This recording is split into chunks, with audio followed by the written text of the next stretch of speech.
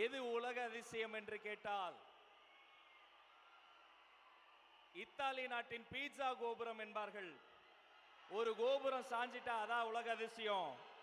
நான் சொல்வேன், கட்டி முடித்து 1000 ஆண்டுகள் ஆனாலும் அரை இன்ச்சு அசையாம மாசா கெத்தா நெஞ்சு நிமிர்த்தி நிற்கும் இந்த தஞ்சாவூர் பெரிய கோயில் கோபுரம் உலக அதிசயம். அந்த உலக அதிசய மண்ணான சோழ தேசத்தில் தர்மத்தாயின் தவ புதல்வர், தமிழக வெற்றி கழகத்தினுடைய வெற்றி தலைவர் உங்களை சந்திக்க வந்திருக்கிறார்.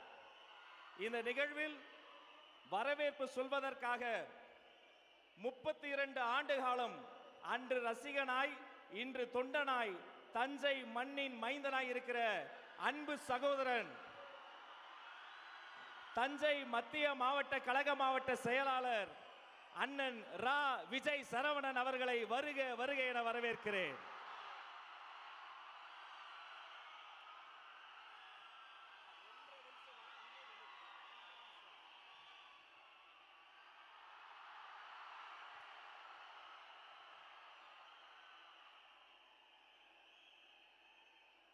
காவிரி அலையால் கடல் அலை தோத்தது என்று சொல்லும் அளவிற்கு காவிய தலைவன் கழக தலைவர் தளபதி உங்கள் வீட்டு பிள்ளை அண்ணன் அவர்களின் வருகை செய்தி அறிந்து பெரும் திரளென கூடியிருக்கின்ற வீட்டுக்கு வீடும் நாட்டுக்காகவே தன்னை அர்ப்பணித்த தளபதியின் தோழர்களே தோழியர்களே,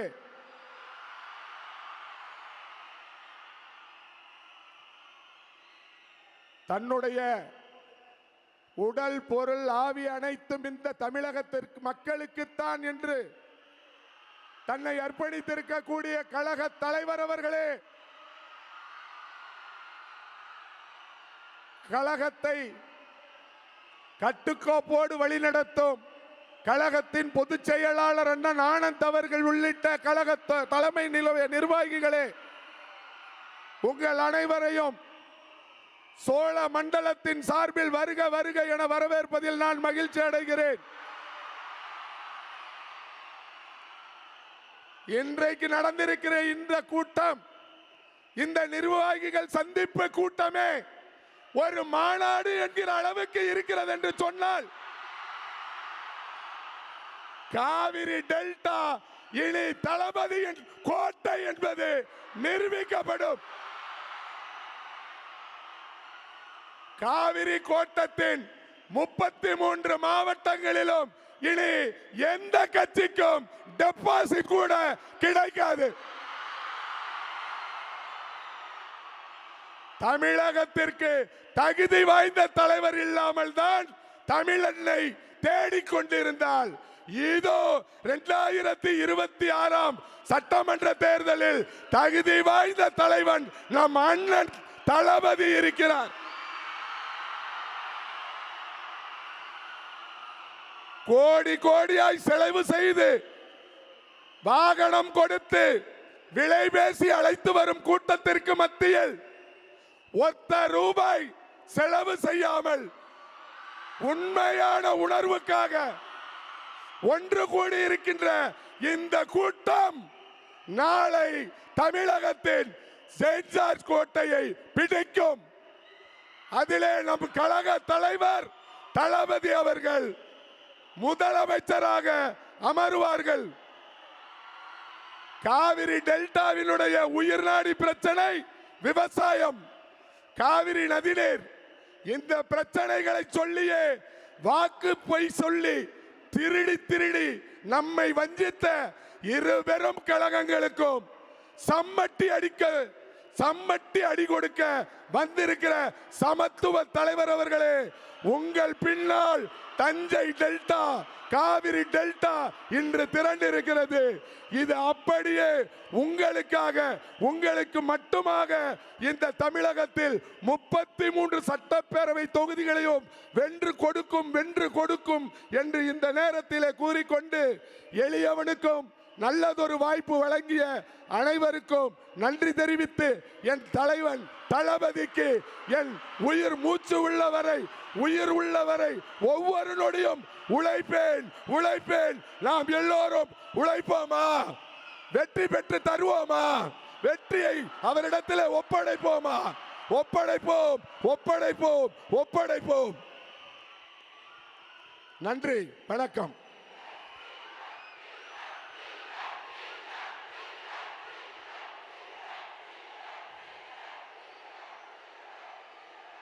அண்ணன் அவர்களுக்கு நன்றி. நாம் அணிகிற ஆடை அணிகளை நாம கிடையாது, நிகழ்வு முடிந்தவுடன் கலட்டி வச்சிருவோம். ஆனா ஒவ்வொரு நாளும் ஒவ்வொரு வேளை உணவும் பாருங்க, உள்ள போய் ரத்தமா, ஆற்றலா, சக்தியா மாடி ஓட வைக்குது, உழைக்க வைக்குது, பேச வைக்குது, சிந்திக்க வைக்குது. அப்ப இந்த ஒவ்வொரு நாளும் ஒவ்வொரு வேளை உணவும் தரக்கூடிய வாழும் தெய்வம் என்றால் விவசாய பெருமக்கள் ஒருவர்தான் என்பதை பெருமையோடு இந்த மேடையில் சொல்றோம். ஊருக்கே சோறு போடும் சோழ தேசமே, இந்த சோழ மண்ணில் அடுத்து உங்கள் முன்னால் இந்த மண்ணின் மைந்தர், நம்முடைய வெற்றி தலைவரிடம் நம்பிக்கை நட்சத்திரமாக கைகுலுக்கிய தென்றல், முன்னாள் விவசாயத்துறை அமைச்சர் அண்ணன் கூப்பா கிருஷ்ணன் அவர்களை வருக வருக சிறப்புரை தருக என வரவேற்கிறேன். பார்த்து வாங்க.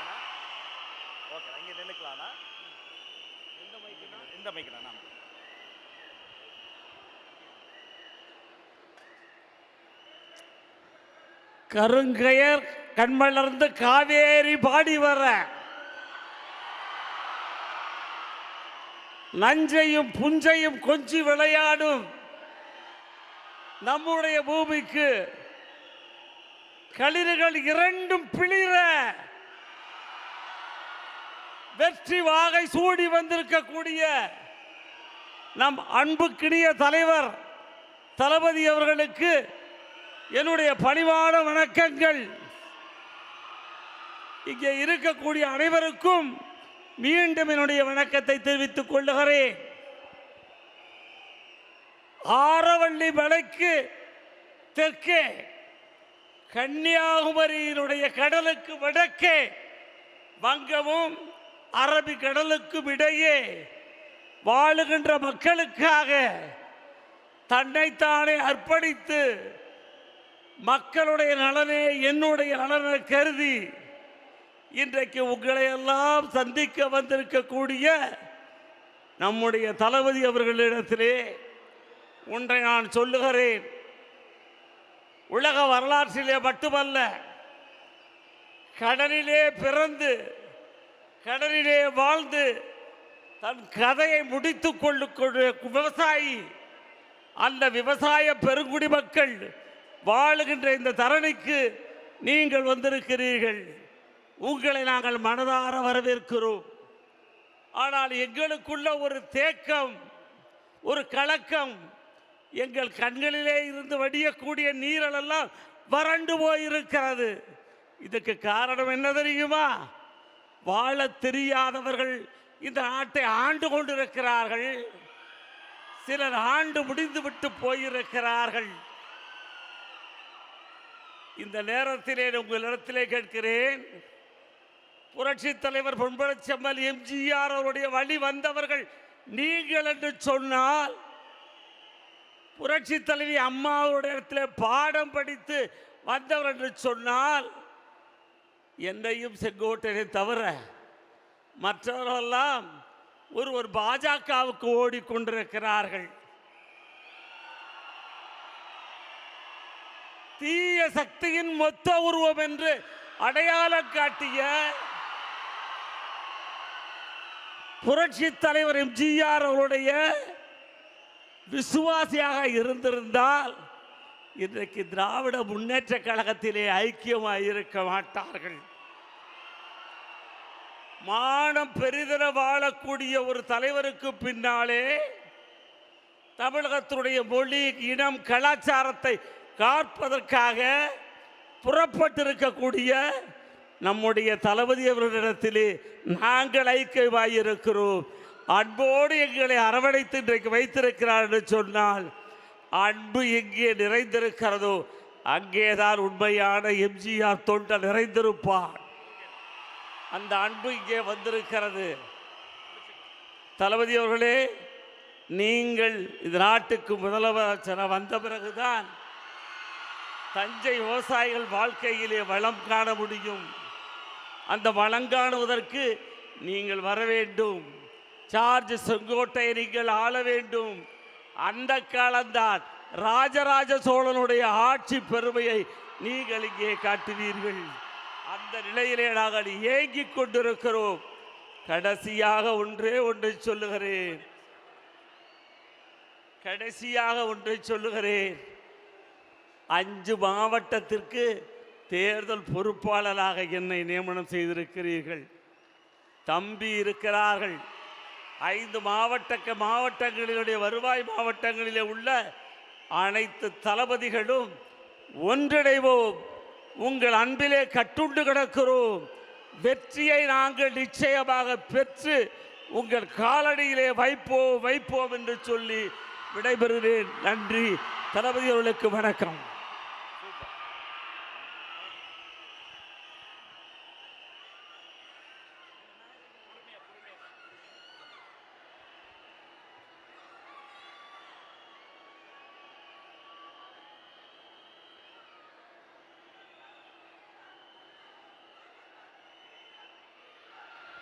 ஹலோ,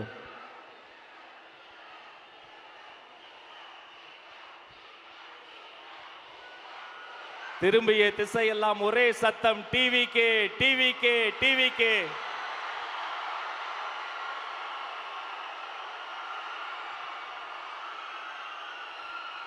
சோழ தேசமே வெற்றி வணக்கம். தாய் பிள்ளை உறவம்மா உனக்கும் எனக்கும். இனி அடுத்த சில நிமிடங்கள் அனல் பறக்கும். உலக தமிழர்களின் உள்ளங்களிலும் இல்லங்களிலும் ஒரே பேர் ஒலிக்கும். இதோ சோழ மண்ணில் தமிழக வெற்றி கழகத்தின் வெற்றி தலைவரே, தர்மத்தாயின் தவ புதல்வரே, வருக வருக வருக.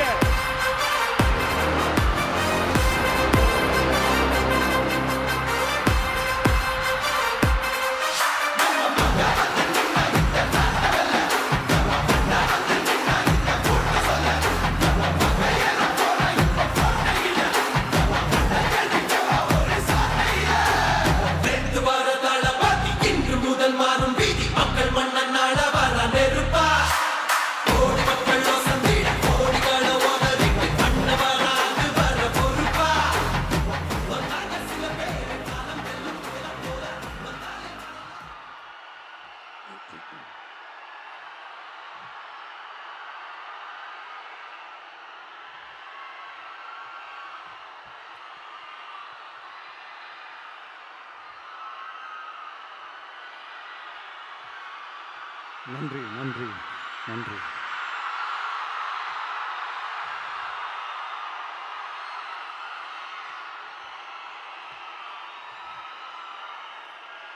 நான் போன மீட்டிங்கில் வேலூரில் பேசும்போது சொல்லியிருந்தேன், தமிழ்நாடு தான் விஜய், விஜய் தான் தமிழ்நாடு அப்படின்னு நான் சொல்லியிருந்தேன். அது ஏன் அப்படி சொன்னேன் அப்படின்னா, தமிழ்நாட்டு மக்களுடைய ஒரே பிரதிநிதியாக, உண்மையான ஒரு பிரதிநிதியாக நாம் மட்டும்தான் இருக்கிறோம் அப்படின்றதுக்காக தான் அப்படி நான் சொன்னேன். அப்புறம் அந்த தேர்தல் பற்றியும் நான் சொல்லியிருந்தேன். தமிழ்நாடு வர்சஸ் ஸ்டாலின் சார், அதாவது விஜய் வர்சஸ் ஸ்டாலின் சார், அதையும் நான் சொல்லியிருந்தேன். அப்புறம் இன்னொரு கேள்வியும் கேட்டிருந்தேன். இது தமிழ்நாடு சட்டசபைக்கான ஒரு தேர்தல். இதை ஏன் தமிழ்நாட்டுக்கும் டெல்லிக்குமான ஒரு எலெக்ஷன் சொல்கிறீங்க அப்படின்னு நான் கேட்டிருந்தேன். உடனே விஜய் பாஜகவுக்காக பேசுகிறாரு அப்படின்லாம் திருச்சி பேச ஆரம்பிச்சிட்டாங்க. அப்புறம் ரெகுலராக ஒன்று பண்ணுவாங்கல்ல, நம்மளுடைய சிறுபான்மை சகோதரர்களை பயமுறுத்தி ஒரு ஏமாத்து வேலை ஒன்று செய்வாங்கல்ல, அது இனிமே அவங்களால தொடர்ந்து செய்ய முடியாதுன்னு அவங்களுக்கு தெரிஞ்சு போச்சு. அதனால தான் நான் என்ன பேசினாலும் அதை திருச்சி பேசுறது, அந்த தில்லு முள்ளு வேலைகள்லாம் அவங்க செய்ய ஆரம்பிச்சிட்டாங்க. சென்னையில் டெல்லின்னு கூவுறதும், அடிக்கிற கொள்ளைக்கு ரைடு வந்துட்டா டெல்லிக்கு வெள்ளை கொடை பிடிக்கிறதும்,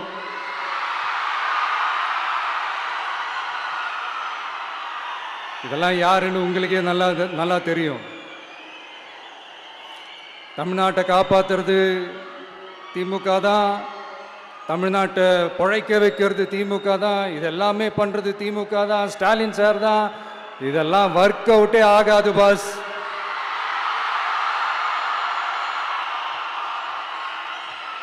சின்ன பசங்களாம் சொல்ல ஆரம்பிச்சிட்டாங்க, ஓம் சக்தி பராசக்தி, திமுக ஒரு தீய சக்தி.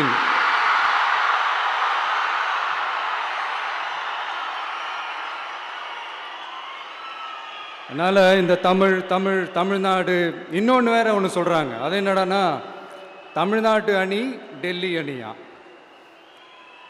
கிரிக்கெட்டில் கூட தமிழ்நாட்டு அணியை டெல்லி அணியால் தொட்டு கூட பார்க்க முடியாது.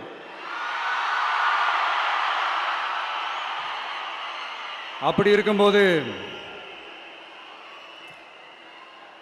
கிரிக்கெட்லேயும் விசில போடுறது தமிழ்நாடு தான். சிஎஸ்கே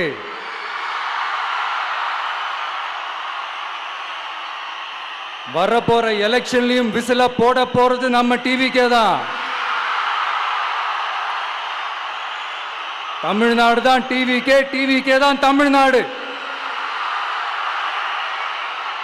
இந்த அணி அந்த அணி டெல்லி அணி இதெல்லாம் அனைத்தும் உடைஞ்சி நொறுங்கும், டிவிக்கே அடிச்சு நொறுக்கும்.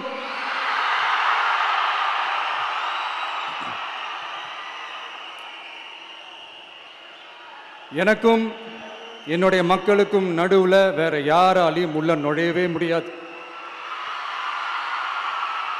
இது ஒரு அம்மா பையன் உறவு, அப்பா புள்ள உறவு, அண்ணன் தங்கச்சி உறவு, அண்ணன் தம்பி உறவு, அக்கா தம்பி உறவு. இது சும்மா ஒரு எலெக்ஷனுக்கு வந்த உறவு அப்படின்னு நினைச்சிடாதீங்க. இது இயற்கையாகவே அமைஞ்ச உறவு. இது எவ்வளோ டீப்பான உறவுன்றது நான் உணர்ந்திருக்கிறேன். அதே மாதிரி நம்ம தமிழ்நாடு மக்களும் இதை உணர்ந்து இருக்கிறாங்க. இன்னும் சிம்பிளா சொல்லணும்னா, மற்றவங்களுக்கு வேணா இது எலெக்ஷன், ஆனா எனக்கும் என்ன நேசிக்கிற மக்களுக்கும் இட் இஸ் an emotion.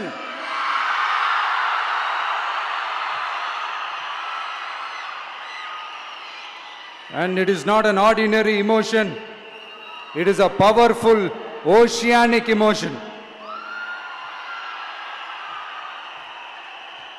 இப்படி இருக்கும்போது வீட்டுக்கு வீடு விஜய், தமிழ்நாட்டுக்காக விஜய், வெற்றி பேரணியில் தமிழ்நாடு, இதெல்லாமே 100% இந்த எலெக்ஷன்ல அது ப்ரூவ் ஆகும்.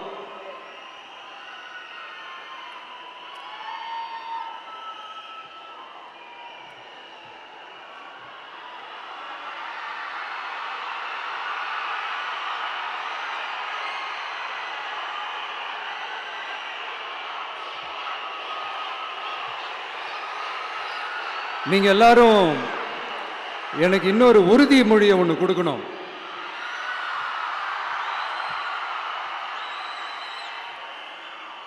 ஊழலற்ற உண்மையான சமூக நீதியை நிலைநாட்ட நம்ம ஆட்சியை அமைப்பீங்க தானே?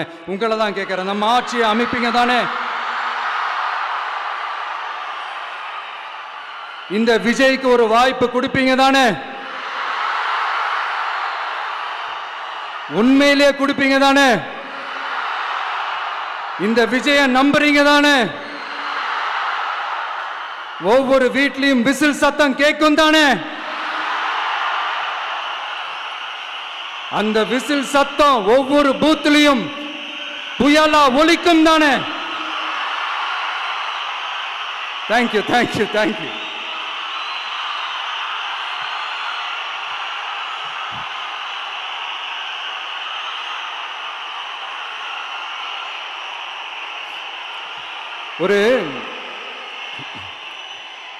ஒரு டாக்டர் இருக்காருன்னா நாம் எப்போ அவரை பற்றி யோசிப்போம்?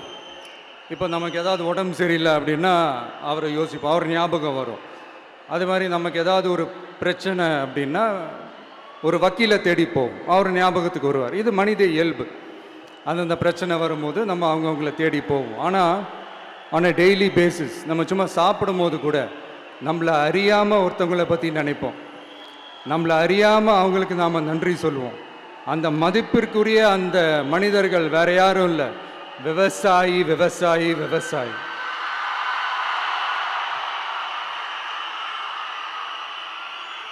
அவங்க பார்க்கறதுக்கு வேணா சாதாரணமாக இருப்பாங்க, ஆனால் அவங்க சாதாரணமான மனிதர்கள்லாம் கிடையாது. இந்த உலகத்தையும் மனிதர்களையும் படைச்சது கடவுள்னு சொல்லுவாங்க, ஆனால் அந்த கடவுளுக்கே படையல் போடுற உயர்ந்த மனிதர்கள் தான் நம்ம விவசாயிகள். இந்த பூமியில உயிர் இருக்குது, இந்த பூமியில பூ பூக்கும், காய் காய்க்கும், பூத்து குலுங்கும்னு இந்த பூமியை அழகா காட்டி இந்த பூமியை சாமி ஆக்கிறதுல இயற்கையோட சேர்ந்து நம்ம விவசாயிகளுக்கும் ஒரு முக்கிய பங்கு ஒன்று இருக்குது. அதனால நான் ஏதோ ஓவரா ஏதோ சொல்றேன்னு நினைக்காதீங்க.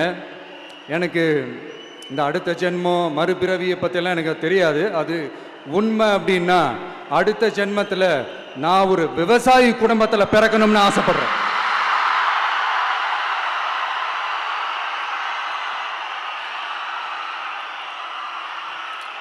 எனக்கு விவசாயத்தை பற்றி டீட்டெயில்டாக தெரியாது தான், நான் ஒத்துக்கிறேன். அதனால் மற்றவங்க மாதிரி நானும் டெல்டாக்காரன் தான் அப்படின்னு உங்கள் காதில் டால்டா ஊத்தலாம் நான் வரல. எனக்கு விவசாயத்தை பற்றி டீட்டெயில்டாக தெரியலனா கூட அவங்க படுற கஷ்டங்களை பற்றி எனக்கு நல்லாவே தெரியும்.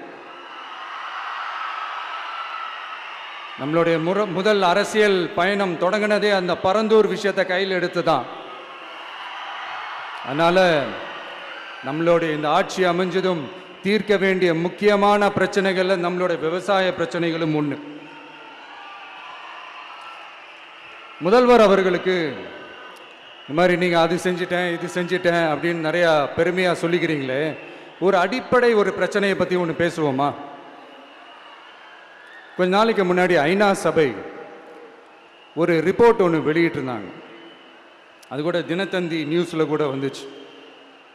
உடனே கூகுள் பண்ணி எதுவும் தேடாதீங்க, உங்கள் ஏஜென்சி வச்சு எதுவும் சர்வே கிருவே எடுக்காதீங்க. எதுக்கு உங்களுக்கு சிரமம்? நானே என்னன்னு சொல்கிறேன். தண்ணீர் திவால் அப்படின்ற அந்த தலைப்பில் தண்ணியே இல்லாமல் திவால் ஆக போகுது அப்படின்ற அந்த கட்டுரை படிக்கும்போது உண்மையிலேயே மனசுக்கு ரொம்ப பகீர்னு இருந்தது. இந்தியாவிலேயே அது முக்கியமாக நம்ம தமிழ்நாட்டில் இன்னும் கொஞ்ச காலத்திலேயே தண்ணியே இல்லாமல் திவாலாக போகுதான். அதுக்கு காரணம் நிலத்தடி நீரை பாதுகாக்காமல் விட்டது தான் காரணமா. மண்ணையும் மணலையும் கொள்ளையடிச்சா பின்ன வேற என்ன நடக்கும்? மலைகளை முழுகினா பின்ன வேற என்ன நடக்கும்? கனிம வளங்களை கொள்ளையடிச்சா பின்ன வேற என்ன நடக்கும்? இந்த மணல் கொள்ளையில் ஈடுபட்டவங்களை மேலே நீங்கள் சரியாக நடவடிக்கை எடுக்கலைன்னு அது போதுமானதாக இல்லை அப்படின்ட்டு சென்னை உயர்நீதிமன்றம் சொன்னிச்சே, மறந்துட்டீங்களா? இந்த மணல் கொள்ளை, கனிம வள கொள்ளை, இதுக்கெல்லாம் காரணம் மணல் மாஃபியா குரூப் தான் மதுரை உயர்நீதிமன்றம் அந்த கிளை சொன்னிச்சு. அதை மறந்துட்டீங்களா? இந்த மணல் மாஃபியா குரூப்புக்கு ஆதரவு அளிக்கிறது யாரு? உங்க திமுக கவர்மெண்ட் தானே. அது இல்லைன்னு சொல்ல முடியுமா? அவங்களோட டீலிங்ல இருக்கிறது யாரு? நீங்க தானே. அது இல்லைன்னு சொல்ல முடியுமா? தண்ணி திவாலாக போகுது, மணல் திவாலாக போகுது, கனிம வளம் திவாலாக போகுது. மொத்தத்தில் உங்க ஆட்சியில தமிழ்நாடு திவாலாக போகுது.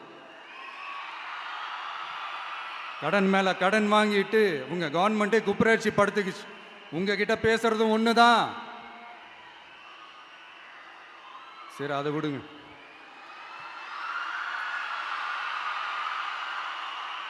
நம்ம விவசாயிகள் கஷ்டப்பட்டு விளைய வச்ச அந்த நெல்லெல்லாம் மழையில் நனைஞ்சி வீணா போச்சே. டெல்டாக்காரன்னு சொல்லிக்கிற நீங்கள் அதை எதாவது கவனிச்சிங்களா? அவங்களுடைய போராட்டம் எதுக்காவது கூட போய் நின்றுக்கிறீங்களா? கூண்டாஸில் மட்டும் போடுவீங்க. இதானே உங்களுடைய அந்த சாதனை. பரந்தூர் பிரச்சனை உங்களுடைய உண்மையான நிலைப்பாடு என்ன? மேல்மா விஷயத்தில் உங்களோட உண்மையான நிலைப்பாடு என்ன? தமிழகத்தில் இருக்கிற எல்லா ஆறுகளையும் இணைப்போம், இந்தியாவிலேயே நாங்கள் தான் அதை பற்றி ஃபஸ்ட்டு யோசித்தோம் அப்படின்னு பெருமையாக சொல்லிக்கிற இந்த திமுக கவர்மெண்ட் அவங்களுடைய நாக் என்னன்னு சொல்லவா? இந்த மாதிரி பெரிய பெரிய திட்டங்கள்லாம் ஆட்சிக்கு வந்த உடனே செய்ய மாட்டாங்க. அந்த ஆட்சி முடிகிற டைமில், அந்த கடைசி 6 மாதம், அந்த 1 வருஷம், அந்த 1.5 வருஷத்தில் அதுக்கான திட்டத்தை கொண்டு வருவாங்க, அதுக்கான அடிக்கலை நாட்டுவாங்க. அதுக்கப்புறம் எலெக்ஷன் வரும், தோத்துருவாங்க. கேட்டால் எங்கள் ஆட்சி தான் முடிஞ்சிருச்சே அப்படின்னு நாடகம் ஆடுவாங்க. இல்லை, நான் தெரியாமல் தான் கேட்குறேன். மக்கள் மேலே உங்களுக்கு உண்மையிலே அந்த அக்கறை இருந்துச்சுன்னா ஆட்சிக்கு வந்த உடனே இந்த மாதிரி பெரிய பெரிய திட்டங்கள்லாம் ஸ்டார்ட் பண்ண வேண்டியது தானே. அதனால் ஆட்சி முடியும் போது அடிக்கல் நாட்டுறது. ஓட்டுக்காக என்னென்னலாம் பேசுவீங்க, ஆனால் மக்கள் இதெல்லாம் நம்புறதுக்கு அவங்க ஏமாளிங்க நினச்சிங்களா? மக்களே, நம்மளுடைய ஆட்சி அமைஞ்சதும் இந்த மாதிரி பெரிய பெரிய திட்டங்கள்லாம் உடனே ஸ்டார்ட் பண்ணுவோம். அதை அந்த 5 வருஷத்துக்குள்ள அதை முடிக்கவும் ட்ரை பண்ணுவோம்.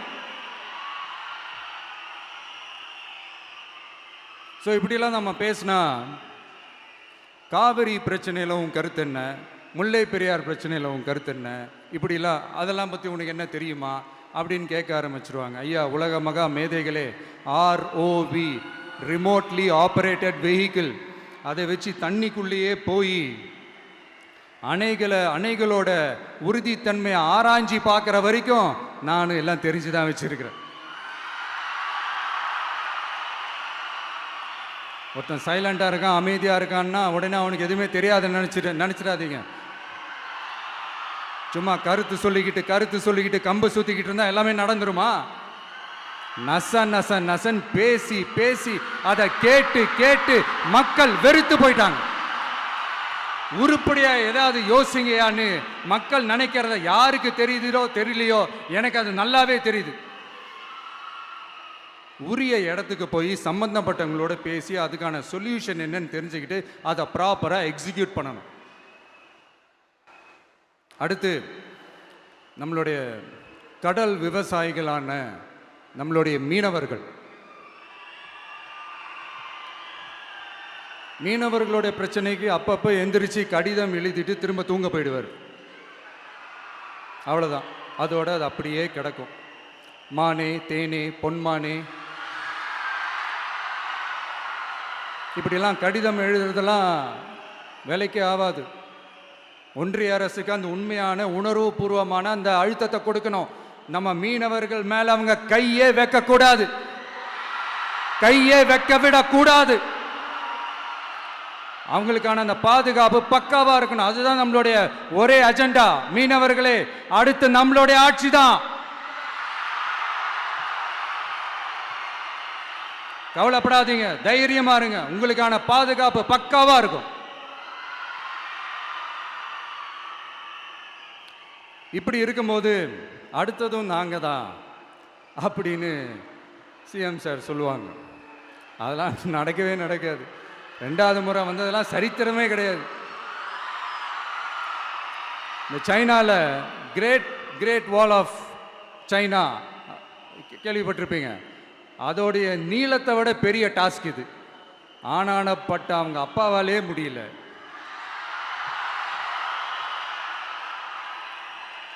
நான் முன்னாடியே சொன்ன மாதிரி உரிய இடத்துக்கு போய் சம்மந்தப்பட்டவங்களோட பேசி அதுக்கான சொல்யூஷன் என்னன்னு தெரிஞ்சுக்கிட்டா அதை எக்ஸிக்யூட் பண்ணுறது தான் ஒரு தெளிவான அரசியல். சும்மா ஆறுதல் சொல்கிறதெல்லாம் தெளிவான அரசியல்லாம் கிடையாது.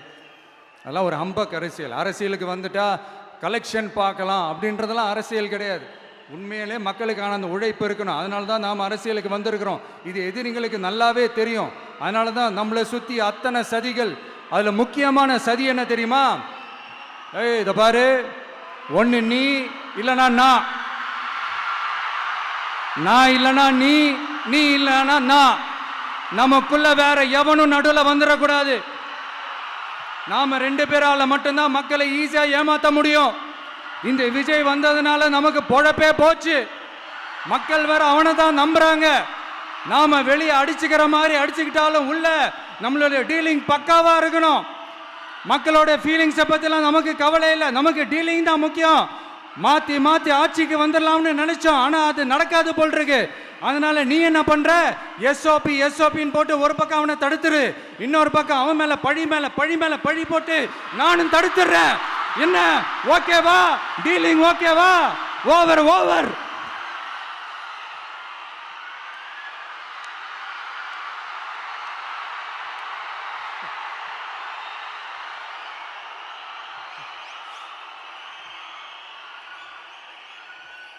இல்லைங்க, உண்மையிலேயே சிரிக்கிறதா என்ன பண்ணுறதுன்னு எனக்கு தெரியல.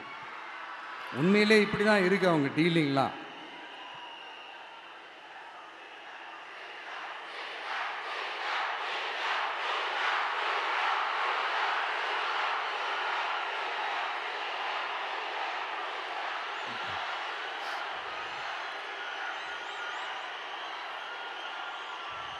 இப்படி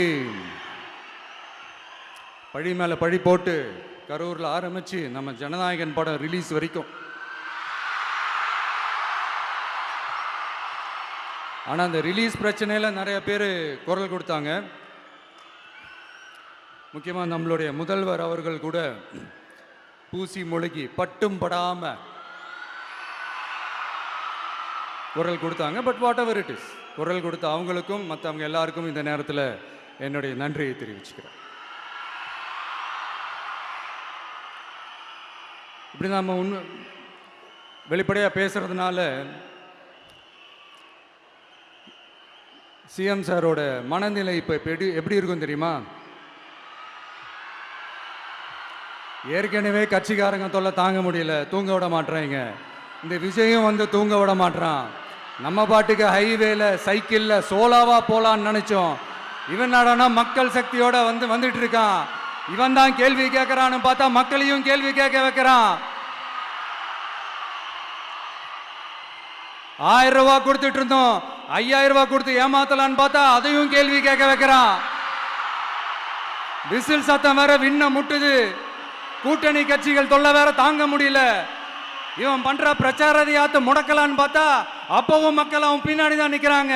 என்ன பண்றது ஏது பண்றதுன்னு தெரியாத ஒரு மனநிலையில இருப்பாரு. ஆனா சார், நீங்க இந்த விஜயம் முடக்கலாம், ஆனா ஒவ்வொரு வீட்டில் இருக்கிற ஒவ்வொரு விஜயையும் உங்களால முடக்கவே முடியாது.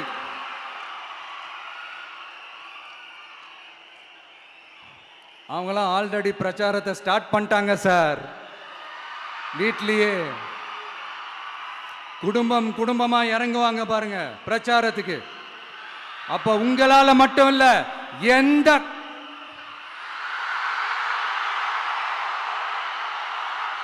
யாராலையும் தடுக்க முடியாது.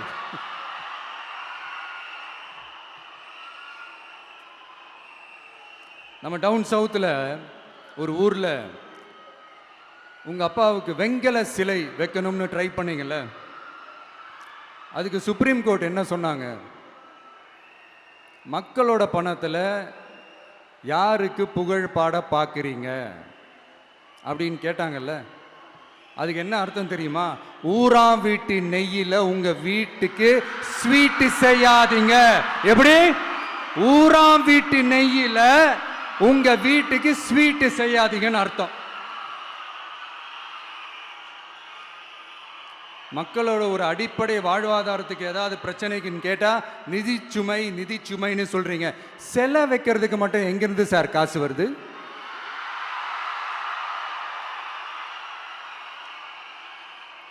முதல்ல மக்களுக்கு அந்த சோறுக்கு வழி பாருங்க சார். செலவு வைக்கிறத பத்திலாம் அப்புறமா யோசிக்கலாம். கேஸ் சிலிண்டருக்கு மானியமா 100 ரூபாய் தரேன்னு சொன்னீங்களே, என்னாச்சு? கரும்புக்கு ஆதார விலையா 4000 ரூபாய் தரேன்னு சொன்னீங்களே, என்னாச்சு? ரொம்ப நாள் கல்யாணமே ஆகாம இருக்கிற பெண்களுக்கு அவங்களுடைய கல்வி தகுதிக்கு ஏற்ப அரசு வேலை கொடுப்போம்னு சொன்னீங்களே, என்னாச்சு? இதெல்லாம் வெறும் சாம்பிள் தான். இதோட ஹைலைட் ஒன்று இருக்கு. மாநில அரசால முடியவே முடியாதுன்னு தெரிஞ்சுக்கிட்டோம், நாங்க வந்தா நீட்டை ஒழிப்போம்.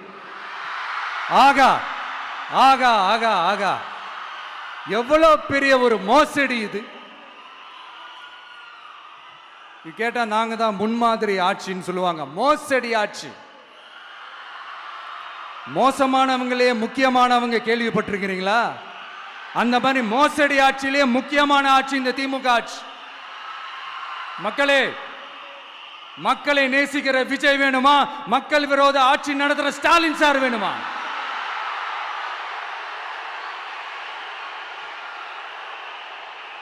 இந்த விஜய் நம்புறீங்களா, ஸ்டாலின் சார் நம்புறீங்களா?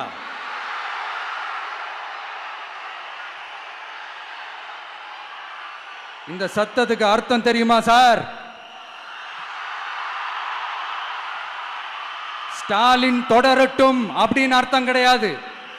தீய சக்தி திமுக ஆட்சி மறையட்டும், தூய சக்தி டிவிகே ஆட்சி வரட்டும். நானும் உதிக்கட்டும்னு சொல்லாம்னு நினைச்சேன், பார்த்தா அதை வேற திருச்சி பேச ஆரம்பிச்சிருவாங்க. திருநெல்வேலியில், நாங்குநேரியில் இப்போ ரீசெண்டாக ஒரே லைனில் சொல்லணும்னா, நம்ம நண்பர் ஒருத்தர் ட்வீட் போட்டிருந்தாரு, அதையே சொல்கிறேன்.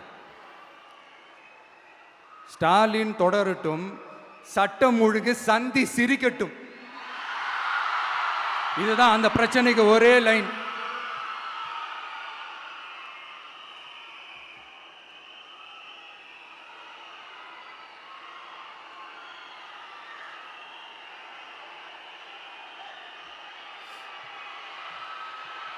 மக்களே, காஞ்சிபுரத்தில், வேலூரில் எல்லாம் நம்மளோட விஷனை பற்றி சொன்னோம் இல்லையா? அதே மாதிரி இங்கேயும் சில விஷன்ஸை சொல்லணும். இது மற்றவங்க மாதிரி தேர்தல் வாக்குறுதின்னு சொல்லி ஏமாத்துறது கிடையாது.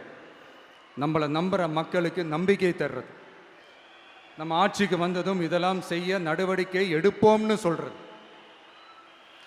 டெல்டா விவசாயிகள் சமீபத்தில் கூட உரத்தட்டுப்பாட்டை சந்திச்சிங்கல்ல. சில பேர் உரத்தை பதுக்கி வச்சு அதிக விலைக்கு விற்றதா நியூஸ்லாம் கூட வந்துச்சு. நம்ம டிவிக்கு ஆட்சி வந்ததும் உரத்தட்டுப்பாடு இல்லாமல் பார்த்துக்குவோம். 5 ஏக்கர் வரை நிலமுள்ள விவசாயிகள் வேளாண் கூட்டுறவு வங்கிகளில் வாங்கிய பயிர் கடன் முழுமையாக ரத்து செய்வதற்கும், 5 ஏக்கருக்கு மேல் உள்ள விவசாயிகள் வேளாண் கூட்டுறவு வங்கிகளில் வாங்கிய பயிர்க்கடன் 50% வரை ரத்து செய்வதற்கான சாத்திய கூறுகளை ஆராய்ந்து உறுதியாக நடவடிக்கை எடுப்போம். திமுக மாதிரி எல்லாருக்கும்னு சொல்லிட்டு அதுல தகுதி ஃபிக்ஸ் பண்ணி பாகுபாடு காட்டி ஏமாற்ற மாட்டோம். எல்லாத்தையும் வெளிப்படையாக சொல்லுவோம். 2 ஏக்கர் வரை நிலமுள்ள விவசாயிகள் மற்றும் நிலமற்றவர்கள் குடும்பத்தில் யாரும் மாநில மற்றும் ஒன்றிய அரசு ஊழியராக இல்லாமல் இருக்கும் பட்சத்தில் அவர்களின் குழந்தைகளின் பொறியியல் மற்றும் மருத்துவம் உள்ளிட்ட தொழிற்கல்வி முதல் அனைத்து வகை படிப்புகளுக்குமான முழு செலவையும் அரசே ஏற்கும்.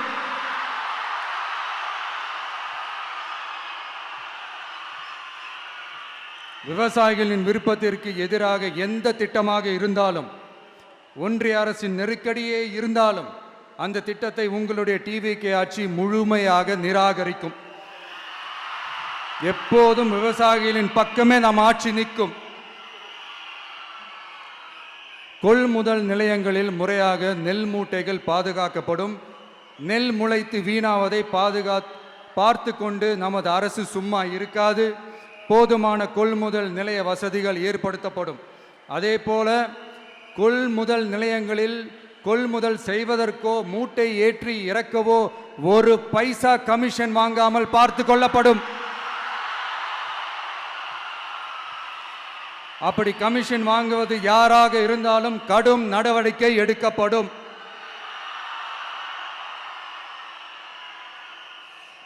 500 ரேஷன் கார்டுகளுக்கு ஒரு ரேஷன் கடை என்ற வரையறை நிர்ணயிக்கப்படும். கிராமங்களிலும் எடையாளர் நியமிக்கப்படுவார். பெண் விற்பனையாளருக்கு பெண் எடையாளர், ஆண் விற்பனையாளருக்கு ஆண் எடையாளர் என்பது பின்பற்றப்படும்.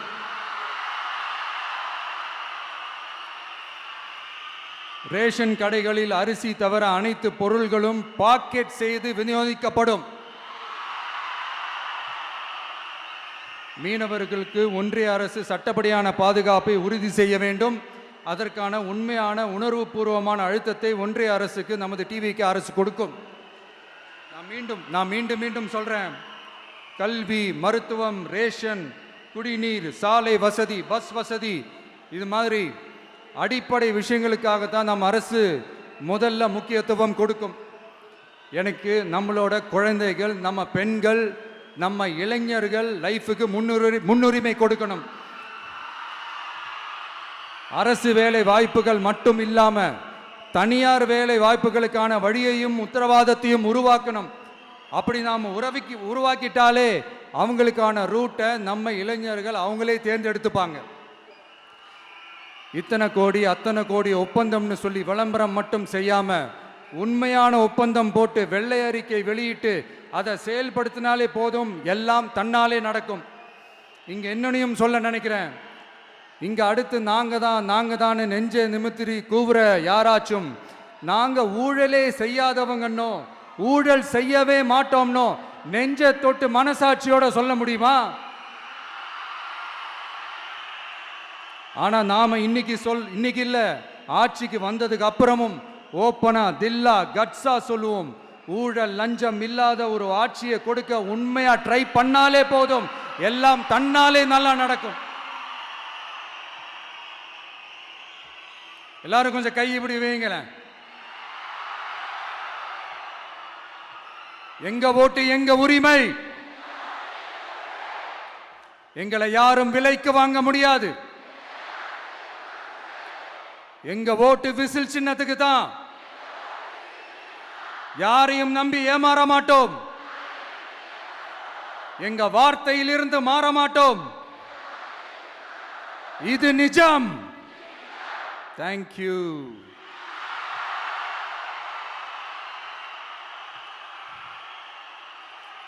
என் நெஞ்சில் குடியிருக்கும் தஞ்சை மக்களே,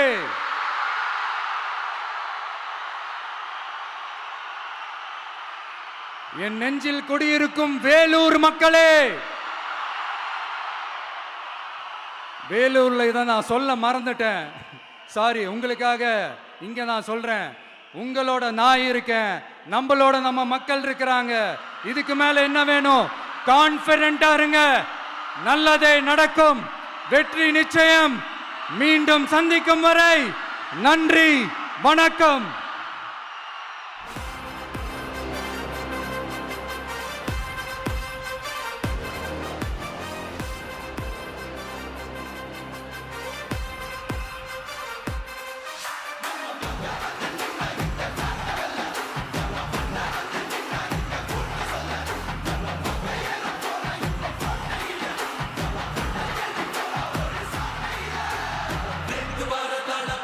வெற்றி தலைவர் அவர்களுக்கு சிறப்பு பரிசு வழங்க தஞ்சாவூர் மத்திய மாவட்ட கழக செயலாளர் அண்ணன் விஜய் சரவணன் அவர்கள் வருகிறார்.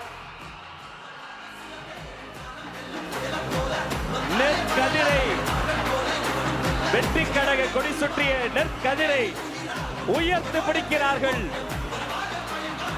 அந்த கதிர் போல வளரட்டும் கழகம். சோளத்தில் செய்த வெற்றி மாலை விவசாய மண்ணை வணங்கி வெற்றி தலைவர் உங்கள் முன்னால் உயர்த்தி பிடிக்கிறார். அவரை தொடர்ந்து சர்வ மத அடையாளம் மும்மதங்களும் சேர்ந்த கோலை உயர்த்தி பிடிக்கிறார். நிசாம் அலி வழங்குகிறார்.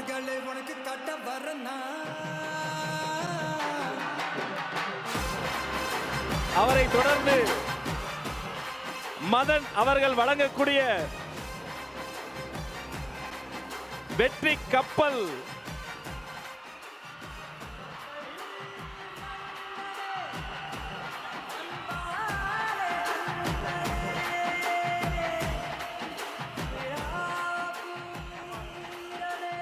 அவரை தொடர்ந்து ரமேஷ் அவர்கள் நெற்கதிரை, பச்சை நெற்கதிரை பச்சை ஆடை சுற்றி இந்த பச்சை தமிழனுக்கு வழங்குகிறார்.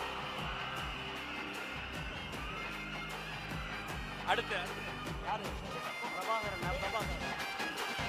வெற்றி தலைவருக்கு அண்ணன் பிரபாகரன் வெற்றி செங்கோலை வழங்குகிறார்.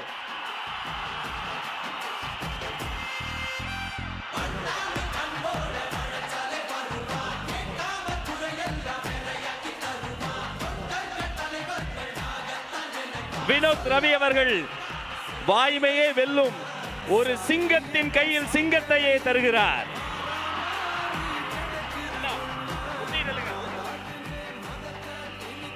அசாருதீன் அவர்கள் தளபதி திருவுருவம் பொதித்த, தளபதி உருவம் பதித்த செங்கோலை தருகிறார்.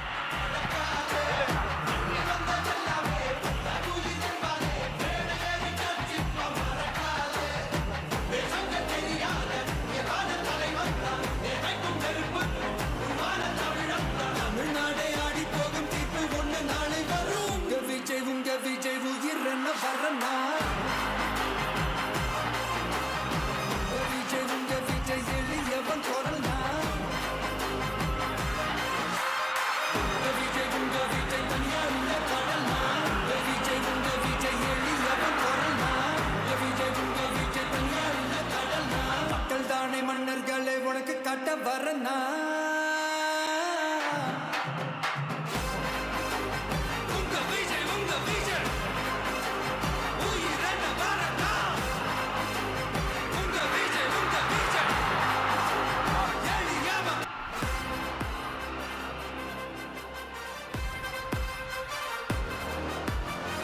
வெற்றி தலைவரின் வேண்டுகோள், தயவு செய்து யாரும் தலைவரின் வாகனத்தை பின்தொடர்ந்து வர வேண்டாம். உங்கள் மீது உள்ள உரிமையில் வெற்றி தலைவர் அவர்கள் அன்பு கட்டளையிட்டு இருக்கிறார். அவர் சொன்னதை செய்வோம். வெற்றி கனியை அவருக்கு பரிசளிப்போம்.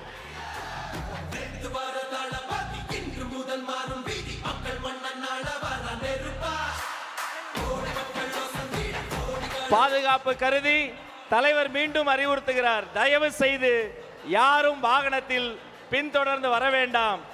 இத்தனை நேரம் அன்பு கூர்ந்து கேட்ட அத்தனை பேருக்கும் வெற்றி வணக்கம், நன்றி.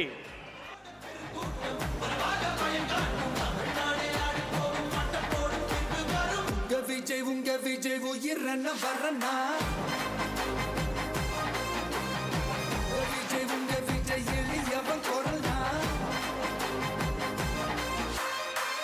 விஜய் உங்க விஜய் தனியால் இல்ல கடல்னா விஜய் உங்க விஜய் எளியவன் குரல்னா விஜய் உங்க விஜய் தனியால் இல்ல கடல்னா மக்கள் தானே மன்னர்களை உனக்கு கட்ட வரனா